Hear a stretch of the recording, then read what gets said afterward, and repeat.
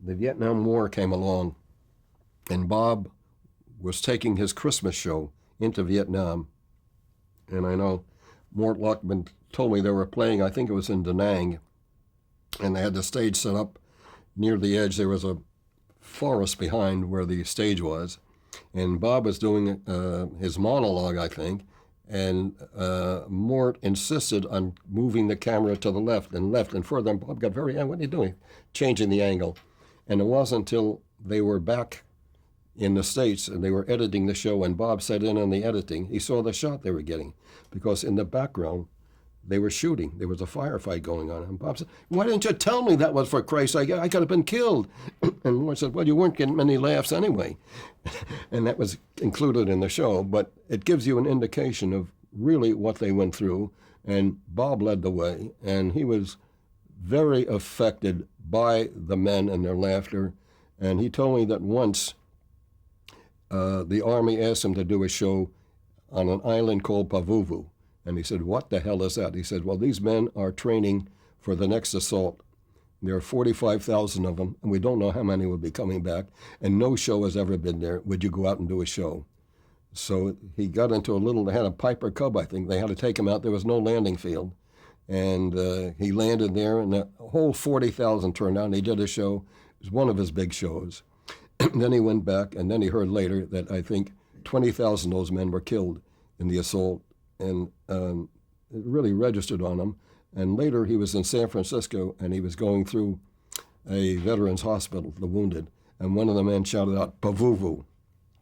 Bob said he broke up because that meant a great deal to him. I'm sure that a great deal of it was ego and money and other things, but he also knew what he was doing, and he and Francis and he would take Jerry Colonna into the wards with the wounded, and they started jumping on the beds and chasing the nurses, and just so that to break the men up and give them a change.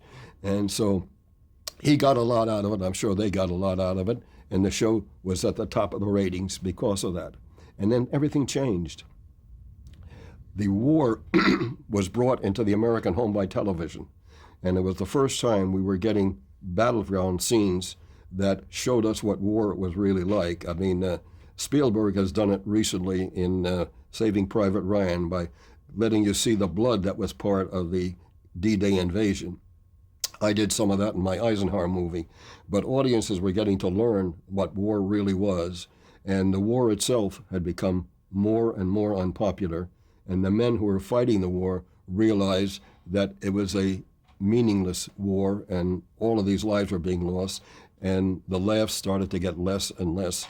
And Bob told me I was about to preparing a picture for him, which was about the Vietnam War, a comedian in the war, and who was caught, and he leaves on a boat going down the Yangtze River with a bunch of orphans, half of whom are Viet Cong, half of whom Vietnamese, and so forth. At any rate, my secretary called me and said, "We just started, I hear Nixon has ordered them to bomb Cambodia." She said, "I can't type this script anymore for Bob Hope. He's a hawk." And so I called Bob. I said, "Bob, I think we're wrong. I think you can't do a picture with you about Vietnam, even though we are trying to be a little different and build up the fact that these are people." And Bob says, "I think you're right." He says, "I was in Washington last week, and I was at my car. I was putting my golf clubs in my car." He said, and a convertible drove by filled with a bunch of boys, and one of them stood up and yelled, "Hey, Bob, we're going to bring him home to you this Christmas." And when he was playing the shows in Vietnam, all the soldiers wanted to do was to get back. And Bob realized that in that final show, and didn't go back to Vietnam after that. And not only that, his popularity started on the downgrade and never came back after that Vietnam experience.